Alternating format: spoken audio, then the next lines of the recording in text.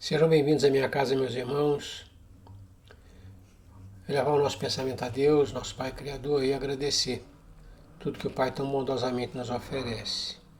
Agradecer muito particularmente o momento reencarnatório que nos concedeu, chance a mais para que nós alcancemos o grande objetivo da nossa criação, a perfeição moral. Agradecer aos bons amigos da espiritualidade, ao Mestre Jesus, a companhia e o aconselhamento, rogando nos auxiliem para que das leituras do dia de hoje nós consigamos extrair novas boas resoluções. Paz e luz é o que nós desejamos aos nossos irmãos. Que assim seja. Hoje nós iniciamos a leitura do capítulo 12º, da parte terceira que nós estamos estudando, das leis morais. Capítulo 12º da perfeição moral. Assim, coroando a terceira parte, Kardec aborda aquele que é o grande objetivo que nós perseguimos, que é a perfeição moral. É um capítulo de 33 questões, 31 questões, relativamente curto, mas nós vamos abordar, curto assim, em quantidade de questões, mas são textos um pouco longos, Nós vamos abordar então em três aulas, três leituras. Tá? A primeira leitura, as virtudes e os vícios. Numa segunda leitura, paixões e o egoísmo. E por fim, na última leitura, caracteres do homem de bem e conhecimento de si mesmo. A título de introdução, e tentando tornar claro o objetivo de Kardec, com este último capítulo, vamos lembrar a questão 115, quando Kardec perguntou ao orientador se dos espíritos alguns teriam sido criados bons e outros maus. E o orientador responde, não, todos foram criados simples e ignorantes. E aí a grande máxima, onde fixa basicamente o objetivo da reencarnação para nós. Diz o nosso orientador: a cada um Deus dá determinada missão, com o fim de esclarecê-los e de os fazer chegar progressivamente à perfeição, pelo conhecimento da verdade, para aproximá-los de si. Então eu tenho repetido essa resposta, para que ela fique bem gravada na nossa lembrança e a gente não se perca, não se perca em enxergar as coisas, por esse prisma, por esse ponto de vista, por essa ótica. Nós estamos em missão, buscando o esclarecimento, para chegar à perfeição moral. Pelo conhecimento da verdade, diz o Espírito, e para nos aproximarmos de Deus. A perfeição vinculada ao conhecimento da verdade e nos permitindo a proximidade de Deus. Então, eu reforço a resposta da questão 115, para a gente sintonizar, com o tema, as virtudes e os vícios, da nossa primeira leitura. Questão 893. Qual a mais meritória de todas as virtudes? Pergunta Kardec. Nosso orientador responde assim: toda virtude tem o seu mérito.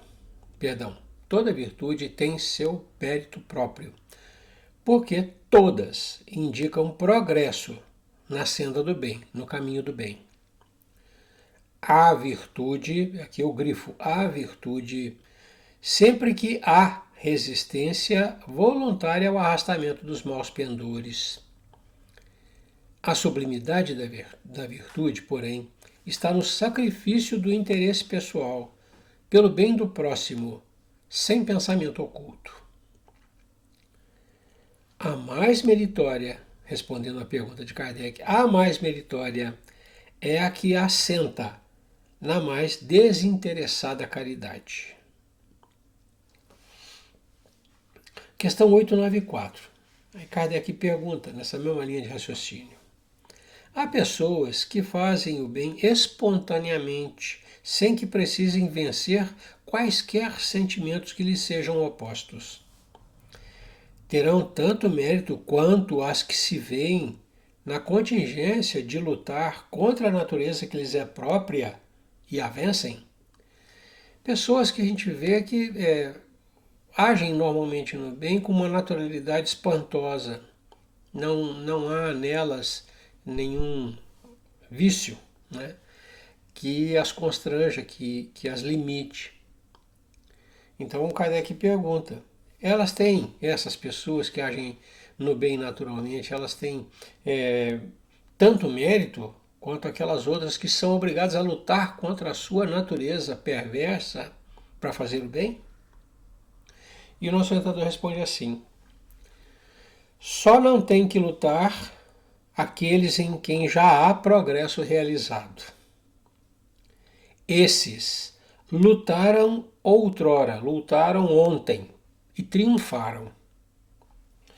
Por isso é que os bons sentimentos nenhum esforço lhes custam e suas ações lhes parecem simplíssimas. O bem se lhes tornou um hábito. Devidas lhes são as honras que se costuma tributar a velhos guerreiros que conquistaram seus altos postos. E aí segue-se uma nota. E ele prossegue, o nosso orientador prossegue. Como ainda estáis longe da perfeição, tais exemplos vos espantam pelo contraste com o que tendes à vista, e tanto mais os admirais, quanto mais raros são. Ficais sabendo, porém, que nos mundos mais adiantados do que o vosso, constitui a regra o que entre vós representa a exceção. Em todos os pontos desses mundos, o sentimento do bem é espontâneo, porque somente bons espíritos os habitam. Lá uma só intenção maligna seria monstruosa exceção. Eis porque neles os homens são ditosos. O mesmo se dará na terra, quando a humanidade se houver transformado, quando compreender e praticar a caridade na sua verdadeira acepção. Kardec questiona a respeito de alguma coisa que nos chama a atenção. A gente vê gente com mais facilidade, com mais facilidade para agir no bem. Né? Nós mesmos, eu falo por mim, nós mesmos temos que vencer uma série de pequenos problemas que nós temos, né, para proceder bem. A gente faz isso com um determinado esforço.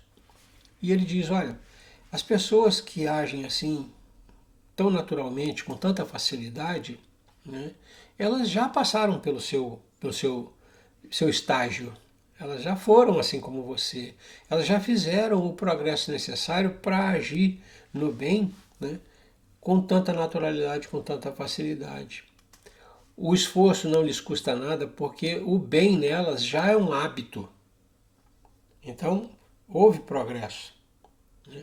E aí ele nos lembra, olha, isso é uma exceção entre vocês porque nós estamos num primeiro estágio da caminhada, nós estamos num começo de caminhada.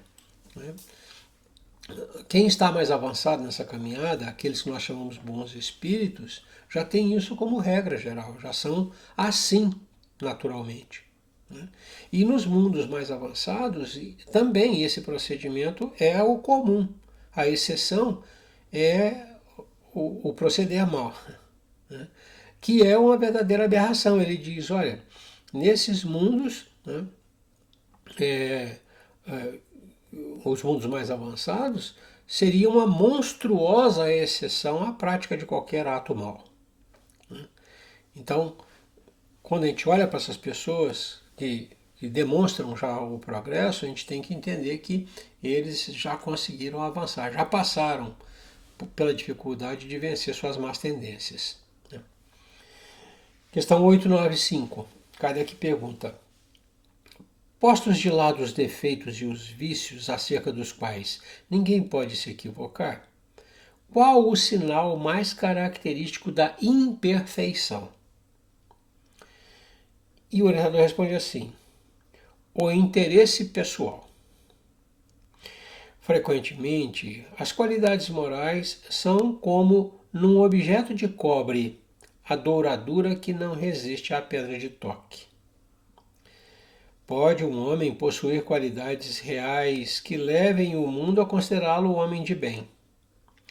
Mas essas qualidades, conquanto assinalem um progresso, nem sempre suportam certas provas. E às vezes basta que se fira a corda do interesse pessoal para que o fundo fique a descoberto. O verdadeiro desinteresse é coisa ainda tão rara na Terra que, quando se patenteia, todos o admiram como se fora um fenômeno. O apego às coisas materiais constitui sinal notório de inferioridade, porque quanto mais se aferrar aos bens deste mundo, tanto menos compreende o homem o seu destino. Pelo desinteresse, ao contrário, demonstra que encara de um ponto mais elevado o futuro.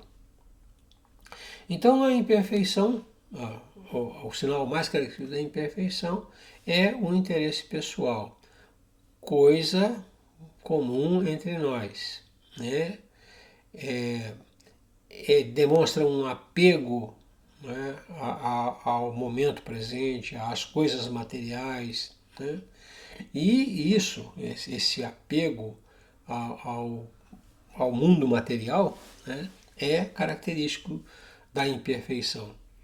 Ele diz: o verdadeiro desinteresse nesse estágio que nós estamos vivendo é tão raro, né, que quando ele acontece, né, para nós é motivo de admiração, é um fenômeno.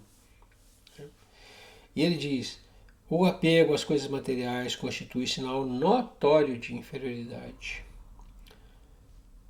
Então, a imperfeição, nós conseguimos determinar o nosso estágio, o nosso ponto, o nosso ponto de progresso, né? Em que ponto do progresso nós estamos, né? Observando por esse ponto de vista, por esse prisma, né? O quanto nós ainda estamos apegados ao nosso interesse pessoal, ao mundo material, ao dia de hoje. O desinteresse, diz ele, caracteriza aquele que observa o futuro de um ponto de vista mais elevado. 896.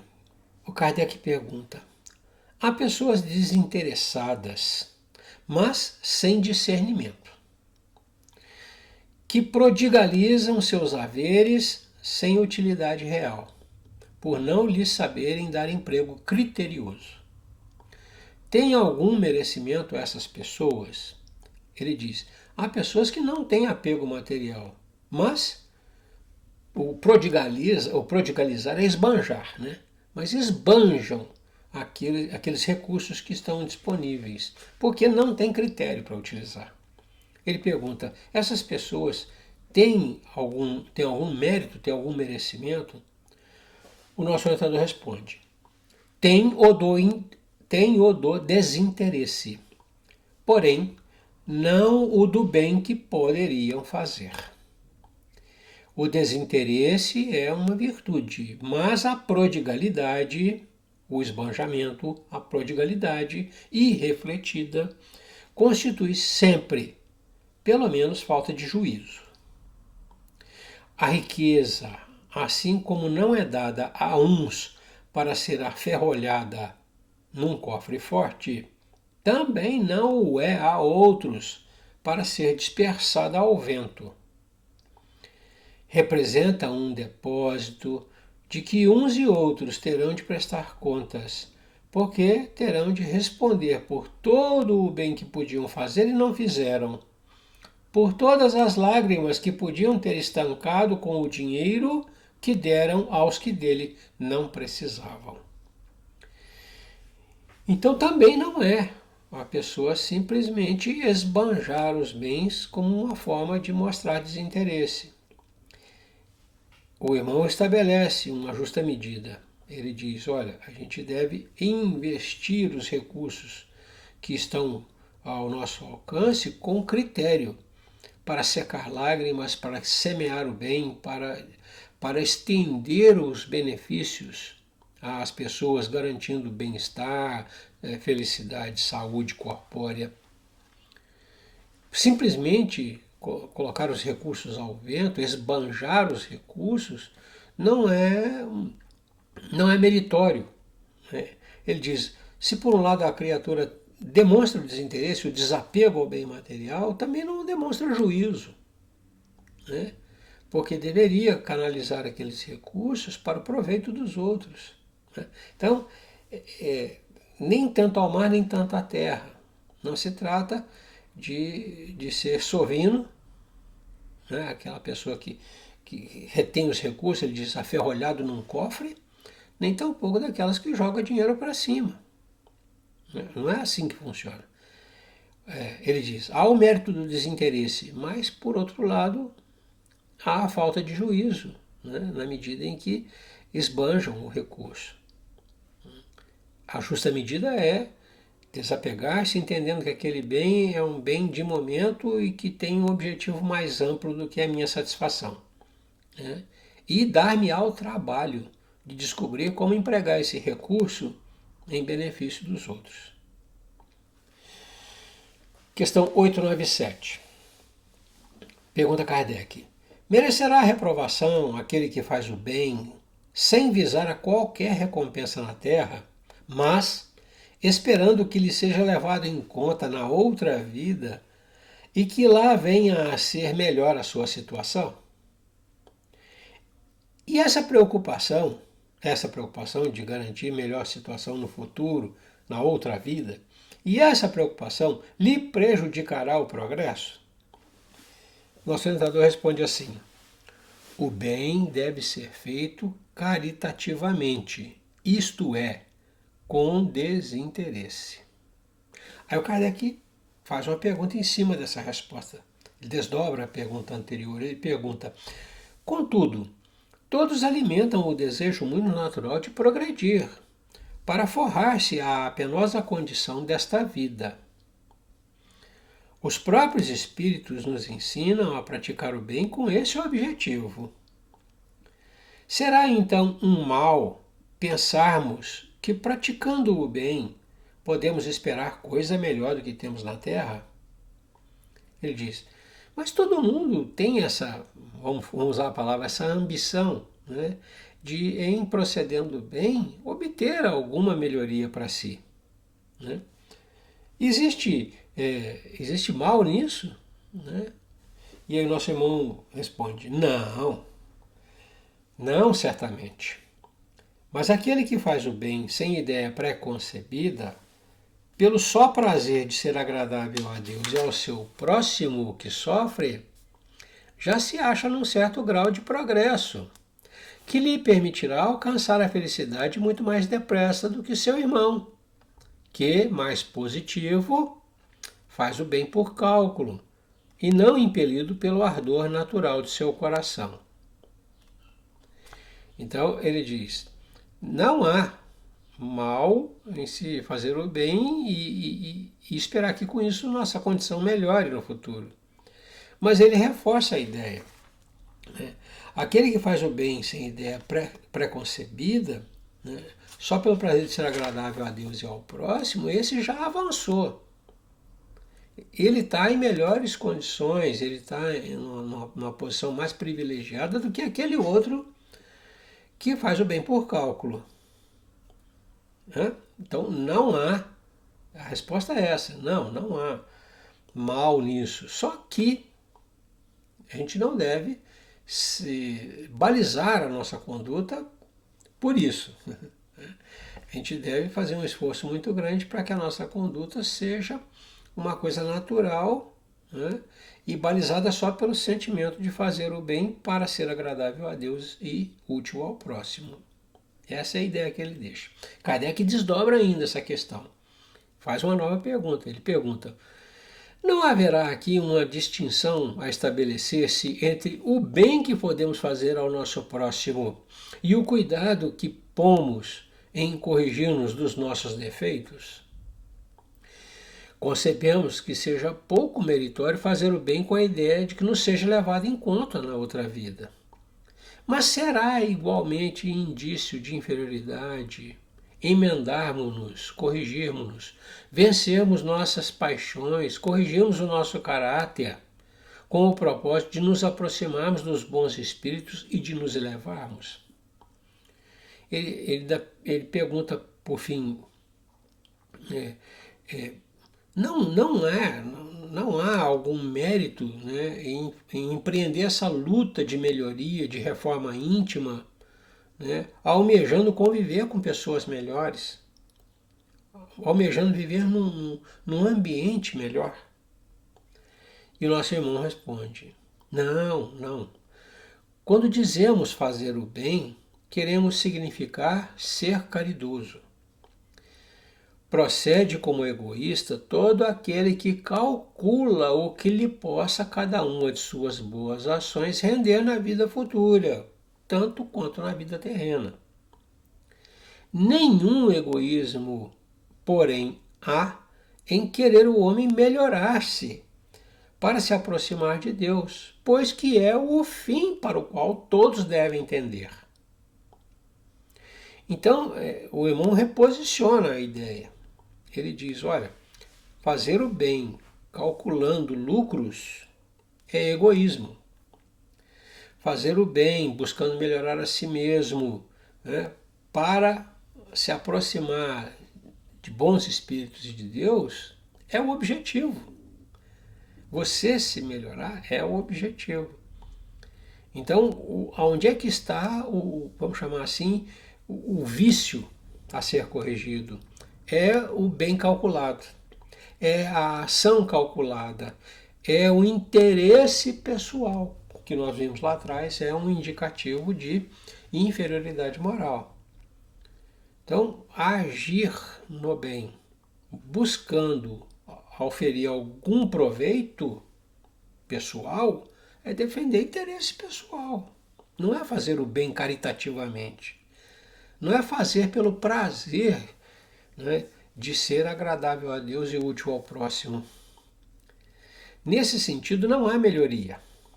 Quando se faz o bem, buscando a melhoria sua, seu desapego, né, a melhoria do seu sentimento, nesse ponto você está perseguindo o objetivo da nossa criação, que é aproximarmos de Deus. Vamos lembrar da questão 115, né?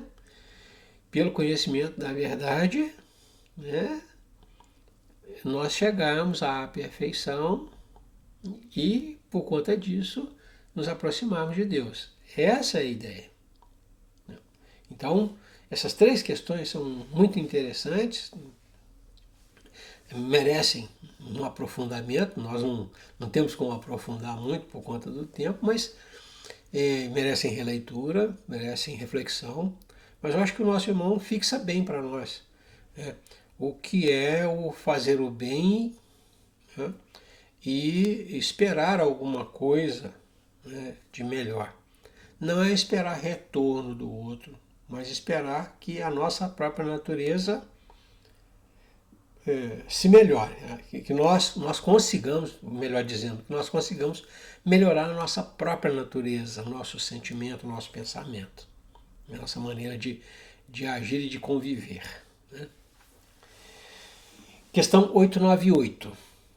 O Kardec pergunta: sendo a vida corpórea apenas uma estada temporária neste mundo, e devendo o futuro constituir o objeto de nossa principal preocupação, será útil nos esforcemos por adquirir conhecimentos científicos que só digam respeito às coisas e às necessidades materiais? Por outro, Kardec pergunta, olha, se o interesse efetivamente está no, na nossa condição moral futura, existe algum interesse, algum proveito em se aprender coisas que digam respeito às necessidades imediatas? Né? Ele coloca conhecimentos científicos que só digam respeito às coisas e às necessidades materiais? Existe algum proveito nisso? E nosso orientador responde, sem dúvida. Primeiramente, isso vos põe em condições de auxiliar os vossos irmãos. Depois, o vosso espírito subirá mais depressa se já houver progredido em inteligência. Nos intervalos das encarnações, aprendereis numa hora o que na Terra vos exigiria anos de aprendizado. Nenhum conhecimento é inútil. Todos, mais ou menos, contribuem para o progresso, porque o espírito, para ser perfeito, tem que saber tudo. E porque, cumprindo que o progresso se efetue em todos os sentidos, todas as ideias adquiridas ajudam o desenvolvimento do espírito. Então o irmão coloca aqui 3 ideias a enfatizar. A primeira delas é, quando você conhece mais alguma coisa, você tem condição de estender essa luz aos outros e auxiliar os outros. Então, aquilo que você entende, você pode estender e beneficiar os outros. Primeiro aspecto. Segundo aspecto, se você desenvolver a sua inteligência, terá melhor condição de compreender o avanço da moralidade. Se você desenvolve a sua inteligência, você tem um alcance maior de entendimento para capturar as nuances, os detalhes, né, da moralidade, do avançamento moral. Então você progride, você pessoalmente progride, você progride, ajuda o outro a progredir, você progride mais rápido. E por fim, ele diz, olha, a perfeição é o conhecimento de tudo, é saber tudo. Então, tudo que você está aprendendo agora encaminha você para a perfeição, constitui o acervo, o seu acervo pessoal, que lhe garante alcançar o estágio da perfeição. Então, em 3 pontos, né, ele diz, olha, a sua vivência, o seu aprendizado hoje, muito embora você diga, não, é uma coisa para o momento presente, aprender a serrar uma madeira, pregar um prego, emendar um fio, coisa simples, né? Ou uma coisa mais complexa, aprender um cálculo matricial, um cálculo integral, né? Matrizes, limites, tem aquelas coisas todas da matemática, ou da física, física quântica, ou da química, né? Coisas que estão voltadas para o mundo material. Tudo isso é um acervo de conhecimento, seu acervo de conhecimento, que lhe garantirá alcançar a perfeição moral. É essa a tônica. Você ajuda os outros, você entende mais facilmente as leis morais, porque você tem mais intelectualidade, melhora seu intelecto, né? E por fim você enriquece seu acervo pessoal, garantindo alcançar a perfeição, saber tudo. Questão 899. O Kardec pergunta assim: qual o mais culpado de 2 homens ricos que empregam exclusivamente em gozos pessoais as suas riquezas, tendo um nascido na opulência e desconhecido sempre a necessidade, devendo o outro ao seu trabalho os bens que possui? Qual dos 2 ricos, né, que só gastam a sua riqueza com a sua satisfação, qual deles é mais culpado? Aquele que nasceu rico ou aquele que enriqueceu? Essa é a questão que Kardec coloca.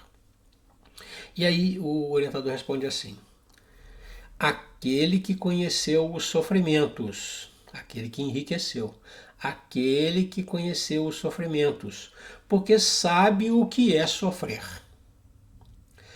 A dor a que nenhum alívio procura dar, ele a conhece porém, como frequentemente sucede, já dela não se lembra.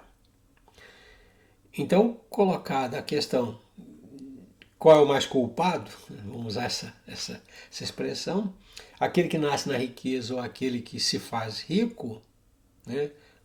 Os dois investindo tudo o que tem na sua própria satisfação, sem estender os benefícios da riqueza a mais ninguém, ele diz, olha, o mais culpado é aquele que conheceu a dor, a necessidade e faz vista grossa para ela, que não enxerga no próximo que está vivendo aquele momento difícil a necessidade e o ajuda.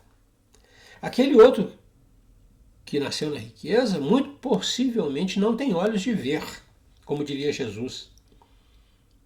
Não teria essa sensibilidade. Mas o outro que sofreu na carne a dor, esse sabe o quanto dói. Então, fazer vista grossa e não auxiliar quando está ao seu alcance, o torna mais culpado. Questão 900.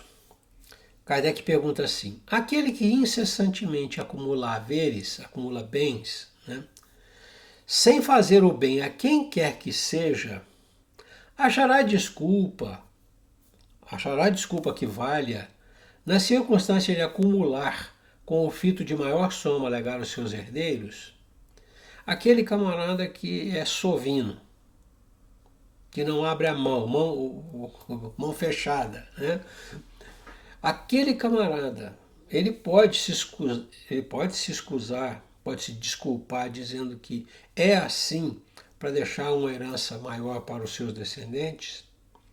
Existe, vamos dizer, justificativa para o seu comportamento nesse objetivo que ele fixou para si mesmo? Aí o orientador responde assim, é um compromisso com a consciência má. Não alonga, uma resposta lacônica. Eu entendo que não há desculpa. É uma maneira de você anestesiar a sua consciência, fazer vista grossa para um procedimento ruim, para um procedimento mau, equivocado. Não há justificativa para o uso nessas condições. O camarada acumula, não reverte em benefício de ninguém, para garantir uma herança para uma herança melhor para os seus descendentes. Os descendentes têm capacidade para enriquecer pelo seu próprio trabalho. Não há necessidade que a gente faça o trabalho deles. Se é que eles têm capacidade para isso, eles se enriquecerão pelo próprio trabalho. Questão 901. Kardec pergunta assim, figuremos dois avarentos, duas pessoas mão fechada, avareza, dois avarentos, um dos quais nega a si mesmo o necessário, não abre a mão nem para si mesmo. A gente conhece muita gente assim, sovina. E morre de miséria sobre o seu tesouro, ao passo que o segundo só é sovina, só é avarento para os outros, mostrando-se pródigo, gastador, consigo mesmo. Enquanto recua ante o mais ligeiro sacrifício para prestar um serviço ou fazer qualquer coisa útil, este último nunca julga demasiado o que despende para satisfazer os seus gostos e as suas paixões. O que é caro para o outro, para ele é barato. Ele gasta consigo sem crise de consciência, mas é incapaz de abrir a mão para ajudar o outro. Essa é a questão que ele coloca.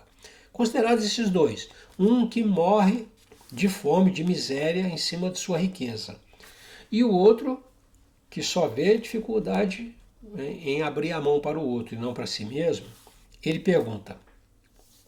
Não, ele ainda prossegue. Peça-se-lhe, a esse último, peça-se-lhe um obséquio, um favor, e estará sempre em dificuldade para fazê-lo. Imagine, porém, realizar uma fantasia e terá sempre o bastante para isso. Aí ele encerra o quadro. Aí ele pergunta, qual o mais culpado e qual o que se achará em pior situação no mundo dos espíritos?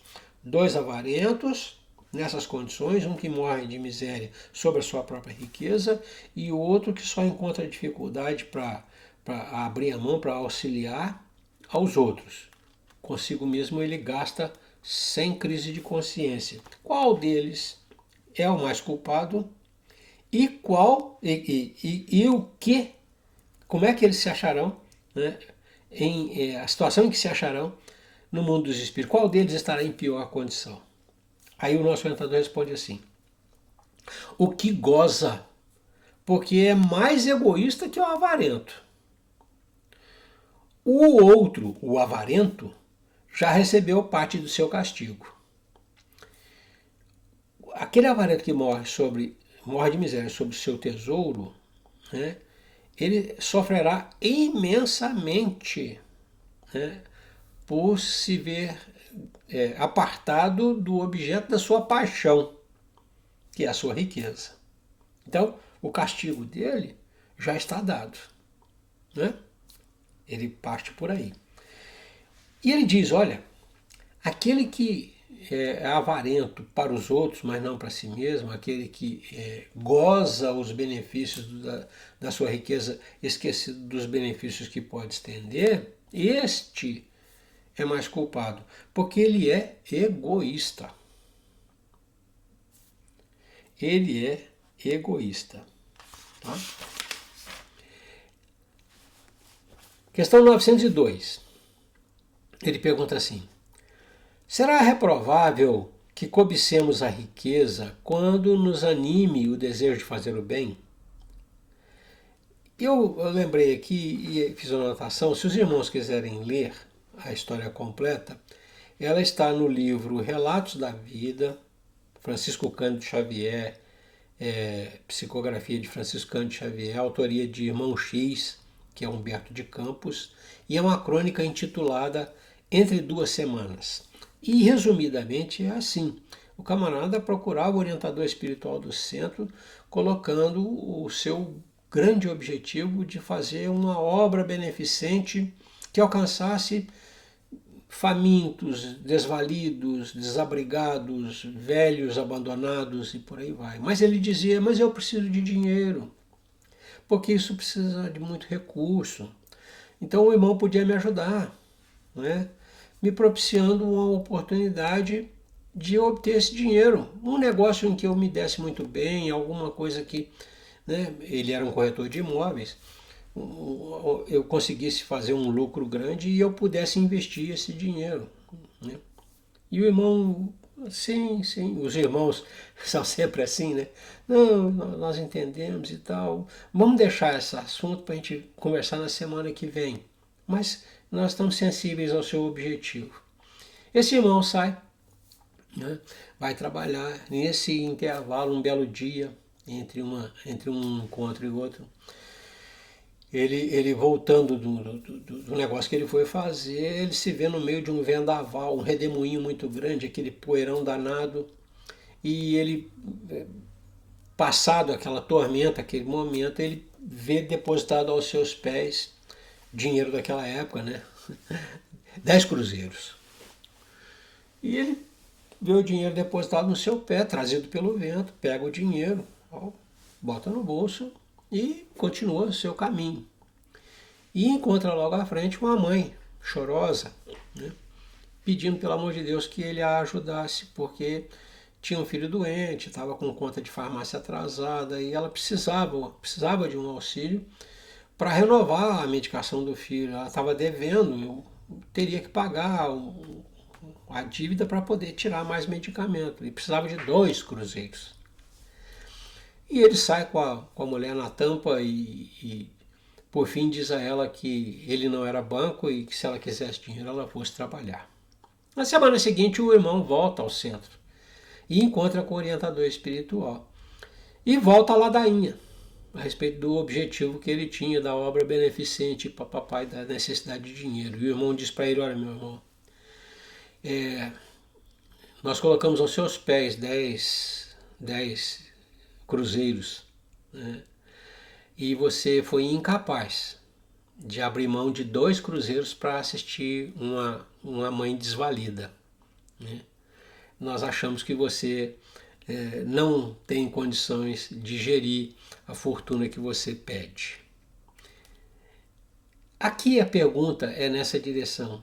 Será reprovável que cobicemos a riqueza quando nos anime o desejo de fazer o bem?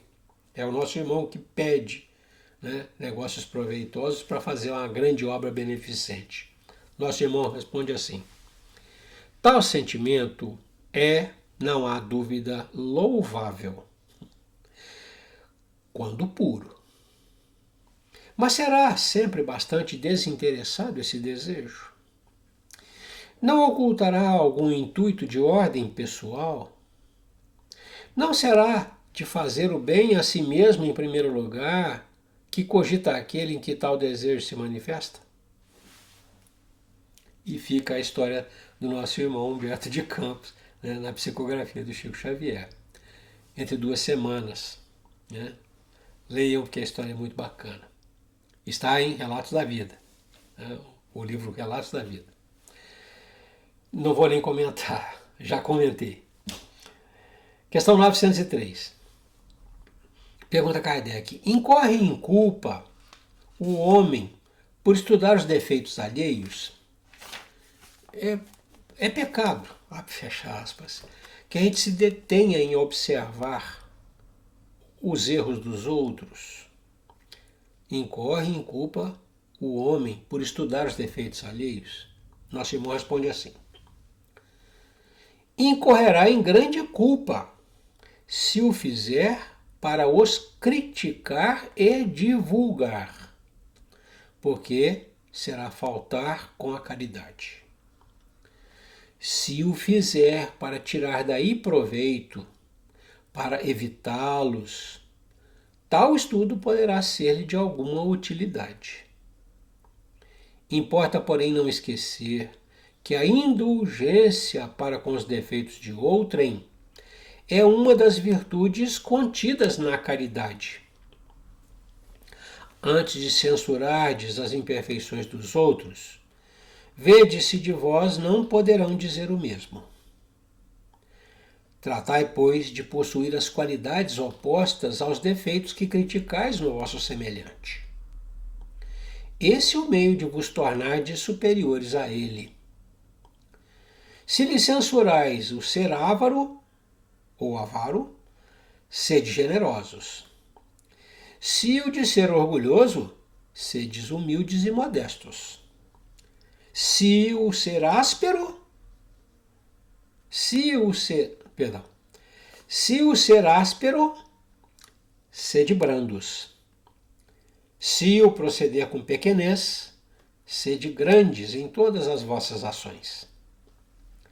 Numa palavra, fazei por maneira que não se possam aplicar estas palavras de Jesus. Vê o argueiro no olho do seu vizinho e não vê a trave no seu próprio. Ele critica aqui e condena a fofoca.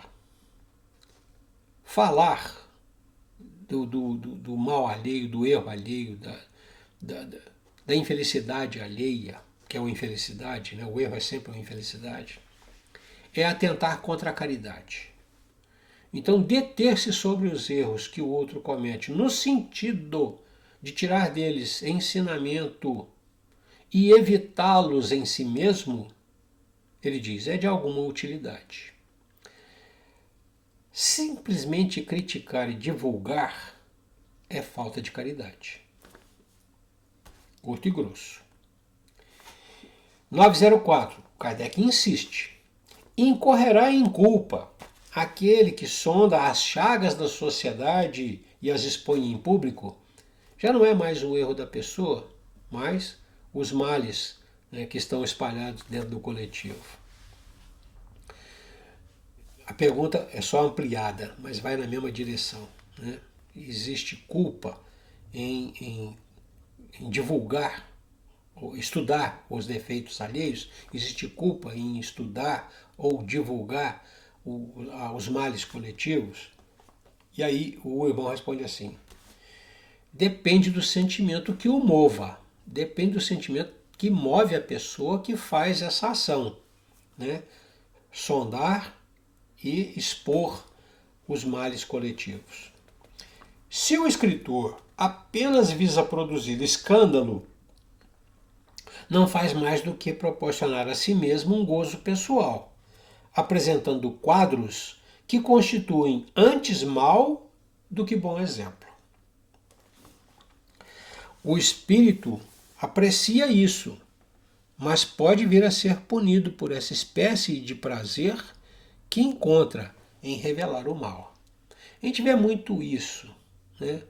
As pessoas apontam os males que nos assolam, socialmente falando, coletivamente falando, mas só no intuito de chocar, não no intuito de corrigir, de aprimorar, de melhorar, né? A gente vê essa prática, né, com essa pequenez.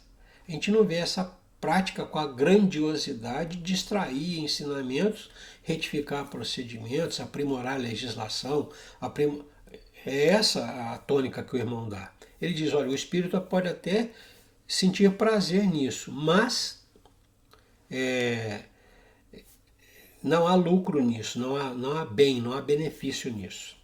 Então, vai muito do sentimento que move a criatura a divulgar aquele mal. Se é só para causar escândalo, é para benefício pessoal dela, prazer dela, como abre fecha aspas, um espírito sem luz, né? Se é no sentido de mostrar que existem coisas erradas que devem ser corrigidas e aprimoradas, é benefício coletivo.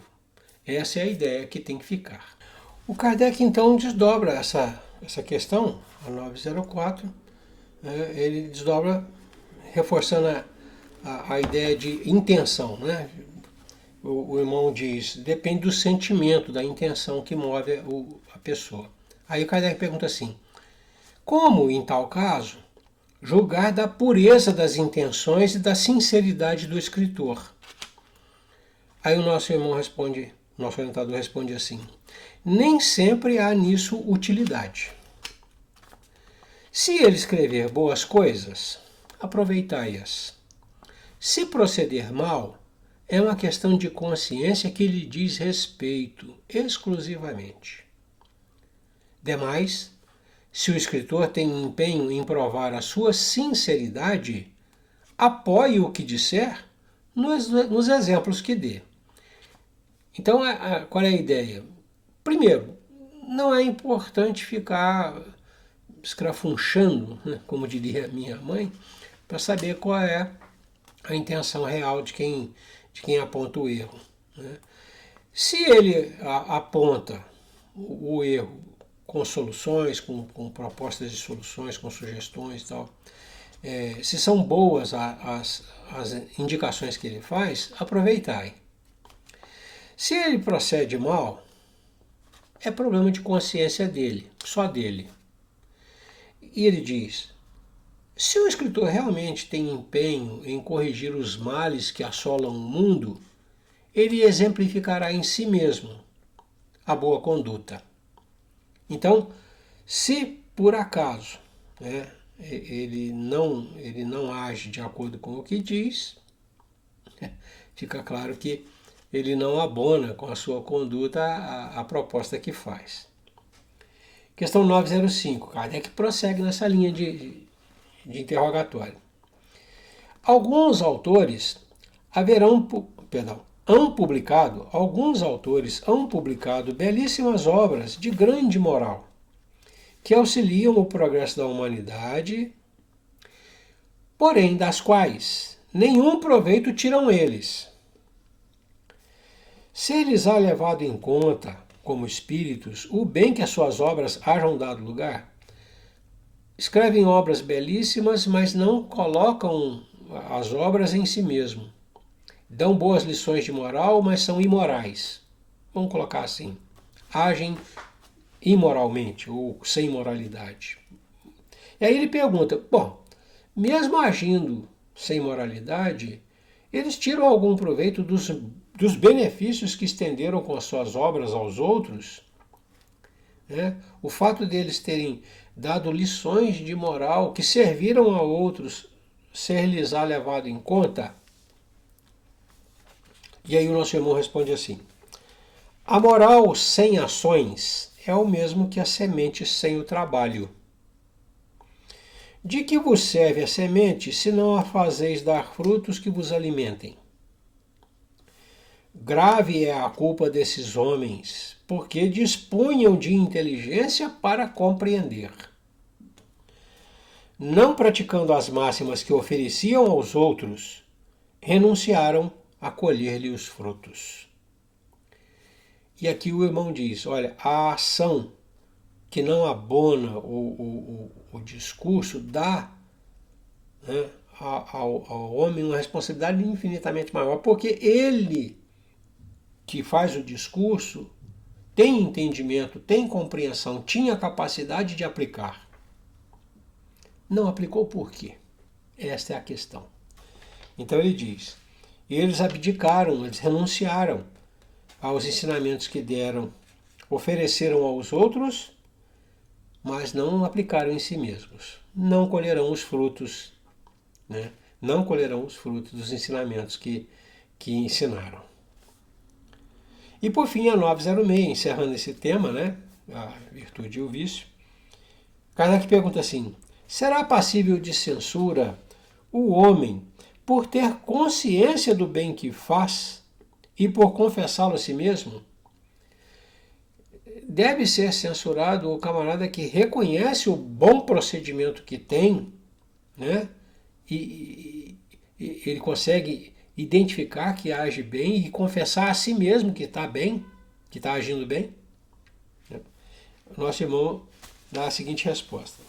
Ele diz assim, pois que pode ter consciência do mal que pratica, do bem igualmente deve tê-la, a fim de saber se andou bem ou mal. Pesando todos os seus atos na balança da lei de Deus e, sobretudo, na lei de justiça, amor e caridade, é que poderá dizer a si mesmo se suas obras são boas ou más, que as poderá aprovar ou desaprovar.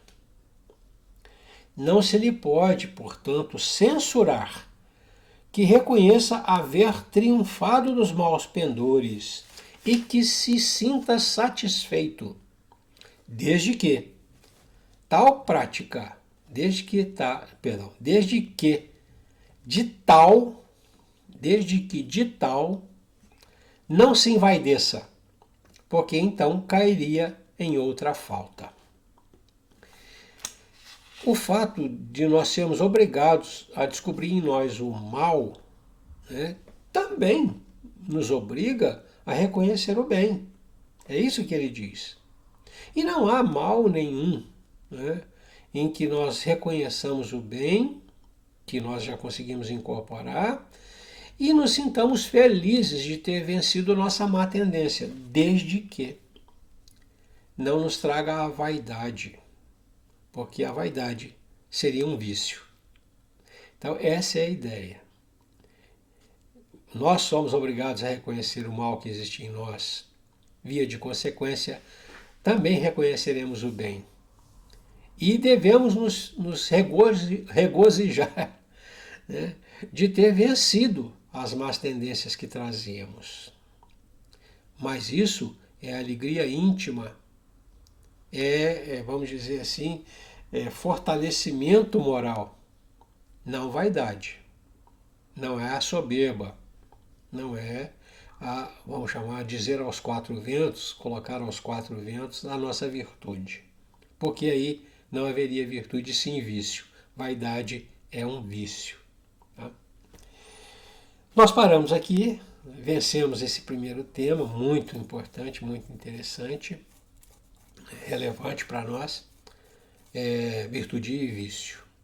Na próxima, nós retomamos, vendo a partir de paixões, né? Também um tema interessante, que nos toca muito de perto, né? Nesse estágio que nós estamos vivendo.